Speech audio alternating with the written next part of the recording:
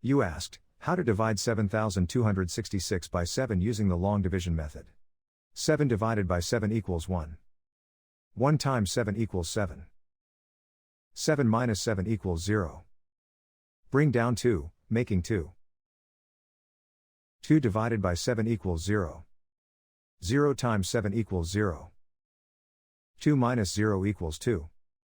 Bring down 6, making 26. 26 divided by 7 equals 3. 3 times 7 equals 21. 26 minus 21 equals 5. Bring down 6, making 56. 56 divided by 7 equals 8. 8 times 7 equals 56. 56 minus 56 equals 0. The remainder is 0. The final result is 1038.